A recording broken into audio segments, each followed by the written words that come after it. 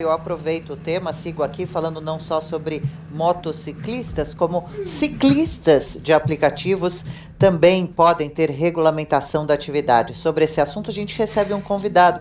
Conversa agora com o deputado federal do PDT do Ceará, deputado Eduardo Bismarck. Bom dia, bem-vindo ao Jornal da Manhã, segunda edição. Obrigada, deputado, pelo seu tempo conosco.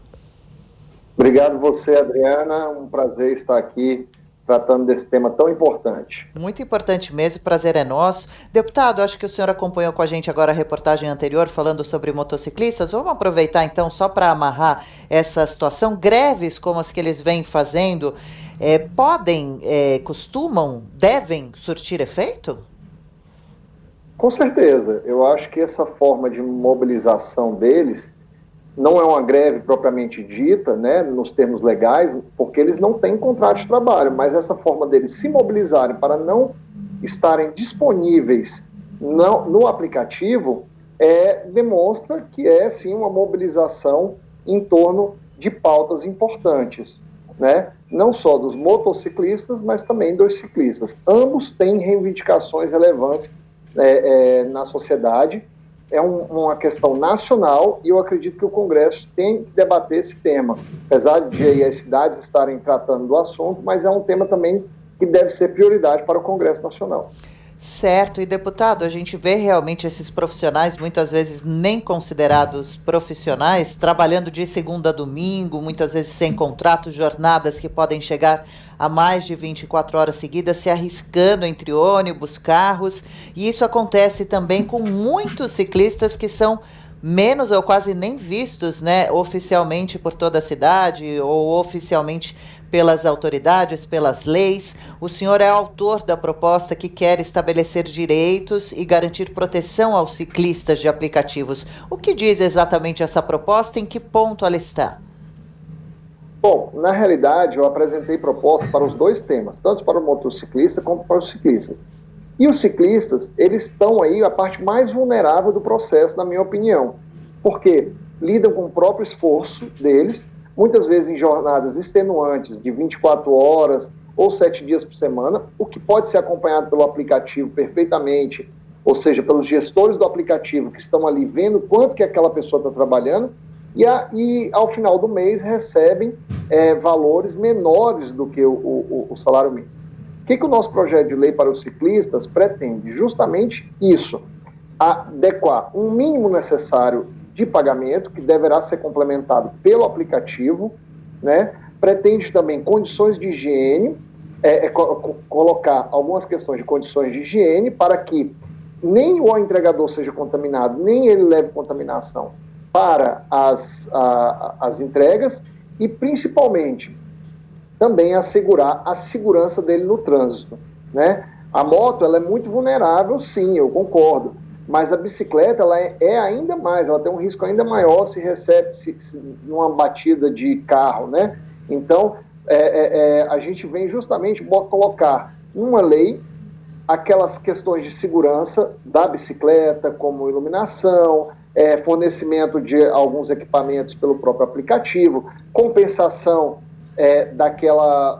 do valor que ele recebe para que não seja menor do que um salário mínimo dia, uma jornada máxima de 10 horas, proibição de contratação de menores de 18 anos para esse fim, um local de descanso, fornecimento de bolsa, por exemplo, de hidratação.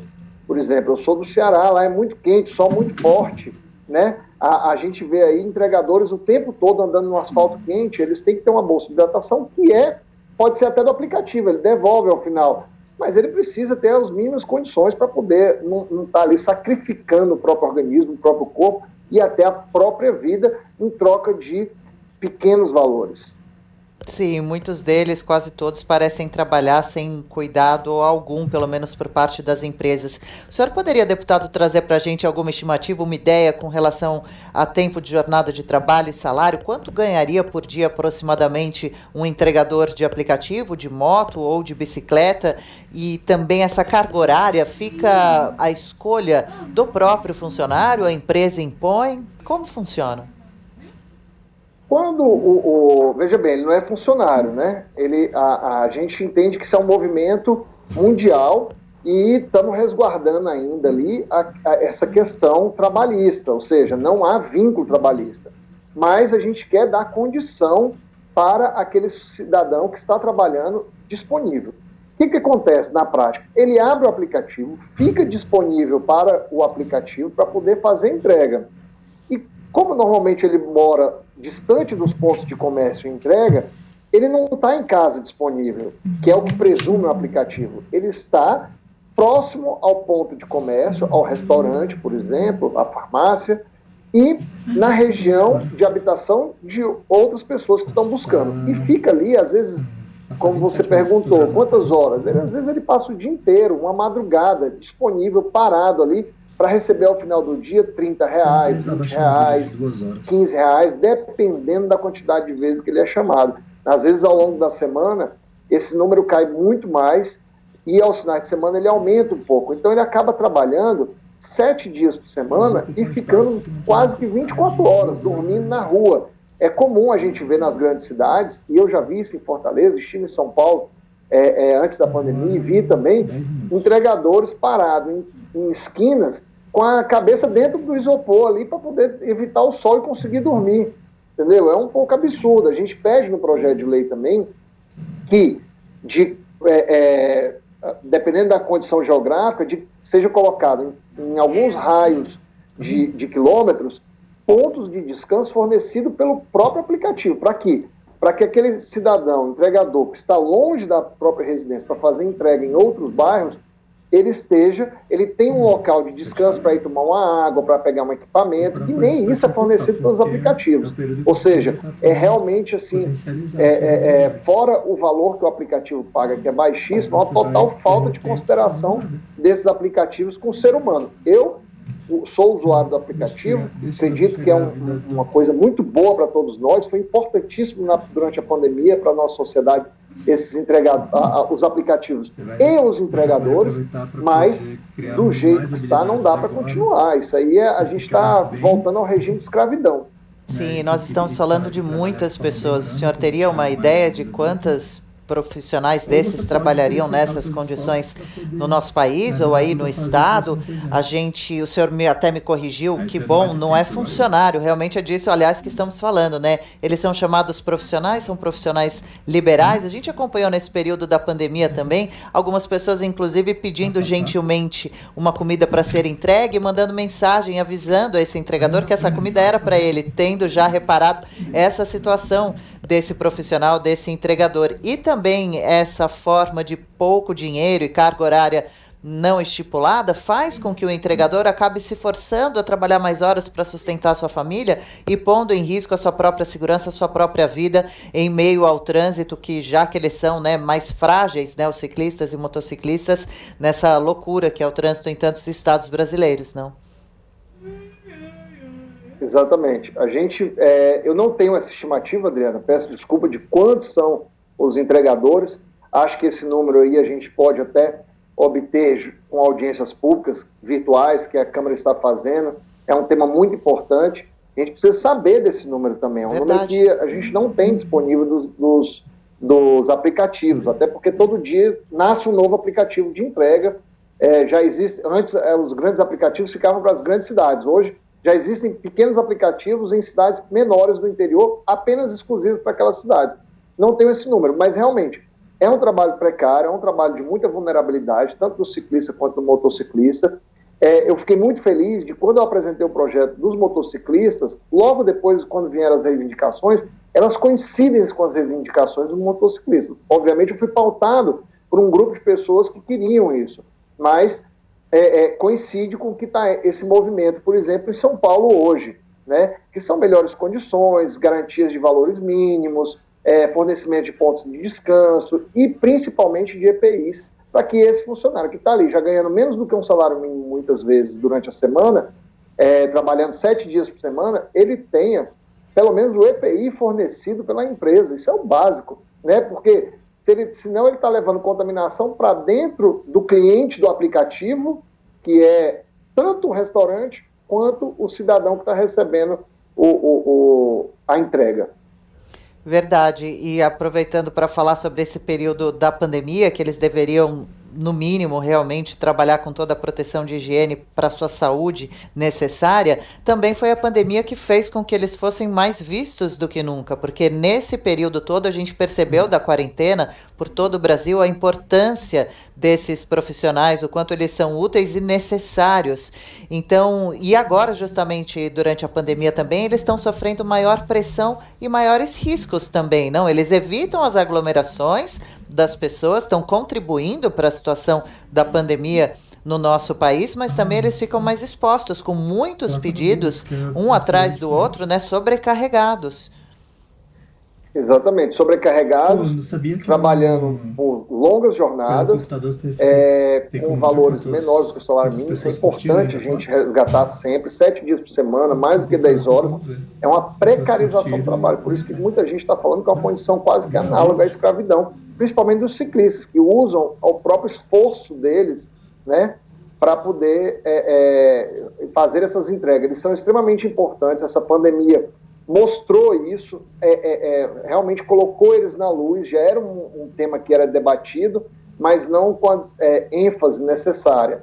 Já se fala muito da uberização, dos processos de uberização, e esse é um deles. Então, precisa sim a gente colocar agora um holofote em cima dessas pessoas, dividir as necessidades dos motociclistas com as dos ciclistas, dar atenção para os dois grupos, porque, veja bem, o ciclista, ele não traz poluição, ele diminui o trânsito, né? Ou seja, não tem tanto carro trafegando, diminui também o aquecimento mundial, se a gente tirar o número de motores funcionando. Então, o ciclista, ele vem para agregar até nisso. Então, a gente tem que ter um foco maior no ciclista e criar mecanismos de incentivar o aplicativo a contratar mais ciclistas, que é importante. Não tenho nada contra os motociclistas, pelo contrário, foram os primeiros que eu dei atenção no meu primeiro projeto de lei. Mas é uma forma também da gente dar uma atenção para o nosso planeta Terra, para os nossos entregadores, para as pessoas. Para uma realidade, né? Incentivar esse grupo de trabalhadores. Sim, e para uma realidade, né, que está diante dos olhos de todo mundo diariamente. Deputado, então, qual a perspectiva de aprovação do projeto, hein? Olha, nós estamos agora colhendo os apoios, porque agora está tudo sendo feito em formato de apoio do grupo de líderes aqui no Congresso. A gente precisa de um determinado número, nós já estamos próximo disso para poder colocar em pauta. Tenho conversado com o presidente Rodrigo Maia para poder ver se a gente pauta esse assunto o mais rápido possível e aprovar para valer, principalmente porque tem muito tema aí ligado à pandemia. Então a gente precisa dar uma diretriz nacional. Obviamente os municípios como São Paulo hoje e outros darão as diretrizes locais, mas a gente precisa dar uma diretriz nacional para que o mínimo necessário seja resguardado. Não só na parte de proteção durante a pandemia, que é muito importante, porque ele está ali em contato com o residente, está ali em contato com o restaurante e com a própria família. Mas, principalmente, qual é o legado que nós vamos deixar após a pandemia? É o legado das relações não trabalhistas, mas que vão resguardar esse cidadão com o mínimo necessário de sobrevivência e de acordo com a nova sociedade que nós estamos vivendo. Sim, e é um funcionário, como a gente diz diariamente, aí da linha de frente, né? Muitas vezes a gente cita diversas profissões e não cita eles que estão, sim, cara a cara, enfrentando a epidemia para poder satisfazer o seu serviço, a necessidade do cliente. Só para a gente encerrar, deputado, formalizando então esse profissional, também poderia ter uma regulamentação para separar os maus funcionários dos bons, porque a gente sabe que em todos os setores isso acontece. A gente também vê às vezes bicicletas, motocicletas de aplicativos andando por calçadas, na contramão, formalizando então esses profissionais seria uma forma também de protegê-los e aos outros nesse sentido também, não? Exatamente, eu preciso também que o próprio aplicativo faça trabalho de conscientizações nesse sentido e puna aquele que eventualmente tenha cometido alguma infração. Eu tenho certeza que esses aplicativos sequer devem saber a quantidade de multas eventualmente que um motoqueiro tem, por exemplo, e isso é muito importante. A gente precisa estar tratando de tudo isso para que haja uma relação saudável. Hoje é muito fácil para o aplicativo que simplesmente lava as mãos e deixa a sociedade, não é nem um entregador, a sociedade à mercê. Porque, veja bem, você estava falando de entregas. Quantas entregas uma pessoa dessa não faz por dia? Né? Um entregador desse não faz por dia? 10, 20, 30? Né? Quantos restaurantes, estabelecimentos comerciais ele não tem contato? E aí não colocar o mínimo de EPI, não garantir aquelas horas, assim, eu sou a favor dos aplicativos, eu gosto, sou usuário, e acho de extrema relevância para a sociedade. Mas eles não podem deixar a sociedade à mercê da própria sorte, né? Eles precisam colocar a sua contribuição de responsabilidade também. E aí vem, às vezes, aquele discurso, mas o aplicativo tal, que é internacional, não vem para o Brasil. Nós temos aí inúmeros aplicativos brasileiros tomando esse mercado, pessoas que querem investir, brasileiros que estão aí, principalmente nas cidades pequenas, investindo em aplicativos que estão atendendo muito bem a sociedade. Então a gente não tem que se preocupar com isso, a gente tem que se preocupar com o brasileiro, com o cidadão, com a relação dele ter um mínimo e com a nossa saúde aqui no Brasil. Perfeito. Mais cedo ou mais tarde, realmente, essa regulamentação claramente vai ter que acontecer. Então, bem bacana, a gente vai acompanhar aí o andamento do projeto de lei do senhor. A gente conversou com o deputado Eduardo Bismarck, federal, pelo PDT do Ceará. Obrigada pela entrevista. Fica já o convite para voltar mais para frente um pouquinho, dizer como anda esse assunto ou outros também. Boa terça-feira, deputada. Obrigado, eu que agradeço a oportunidade de estar aqui com vocês, debater esse tema tão importante. Estou à disposição para próximas conversas sobre esse tema assim que ele tiver o próximo andamento. Obrigado. Legal, à disposição aqui também. Obrigada, deputado. Um abraço. Vamos seguindo às 11h24 para Brasília agora.